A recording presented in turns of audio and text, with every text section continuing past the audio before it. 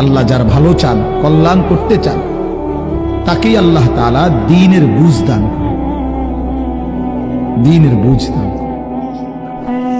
নবীজি বলেন, ইজা আরাদাল্লাহু বিআবদিন খায়রান ইস্তা'মালাহু। আল্লাহ যখন তার কোনো বান্দার ব্যাপারে ভালোর ফয়সালা করে, তো আল্লাহ তাআলা তাকে কাজে লাগান। সাহাবীরা জিজ্ঞেস করছে, কিভাবে কাজে লাগান? কাইফা ইস্তা'মিলুহু, হে আল্লাহর রাসূল, আল্লাহ তাকে কাজে লাগান কিভাবে? তো নবীজি বলেন, ইউওয়াফিকুহু লিআমালিন ক্বাবলাল মাউত। আল্লাহ যাকে ভালো চান তাকে মৃত্যুর আগে আগে নেক আমল করার তৌফিক দান করেন।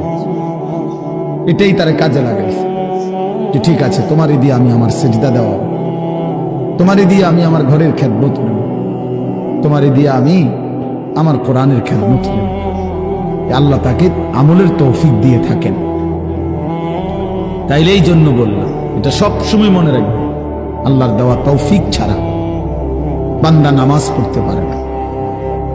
বাত আল্লাহ সবাইকে খাওয়ায়, সেজদা আল্লাহ সবাইকে দিয়ে দেওয়ায় না। দুনিয়ার প্রয়োজন আল্লাহ সকলের প্রয়োজন পূরণ করে। জন্তু জানোয়ার, কুকুর বিড়াল, সাপ বিচ্ছু, কাফের মুশরিক বেঈমান নাস্তিক মুরতাদ, এদের সকলের দুনিয়াবি প্রয়োজন আল্লাহ পূরণ করে। এই খানা পিনা, পেশাব পায়খানা, জরুরত, এগুলো তো আল্লাহ তাআলা জন্তু জানোয়ারেরও পূরণ করে। কিন্তু সেজদা, আল্লাহর গোলামি, আল্লাহর ইবাদত সবাইকে দিয়ে আল্লাহ করায়। আল্লাহ যাকে পছন্দ করে, ইচ্ছে করে, তাকেই আল্লাহ তাআলা তার দ্বীনের জন্য কাজে লাগায়, আল্লাহর ইবাদতের তৌফিক দান করে। এই জন্য এটা সবসময় মনে রাখতে হবে। নবী সাল্লাল্লাহু আলাইহি ওয়াসাল্লাম দোয়া করতেন যে আল্লাহ, আমার ইবাদত, আপনার ইবাদত সুন্দরভাবে করার জন্য আপনি আমার সাহায্য করেন।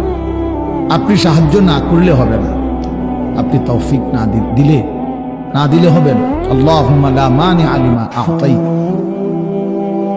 আপনি দিলে বাধা দিবে কে? আপনি না দিলে দিবে কে? আপনাকে বাদ দিয়ে কারো কোনো চেষ্টায় কি লাভ হবে? কোনো লাভ হবে না।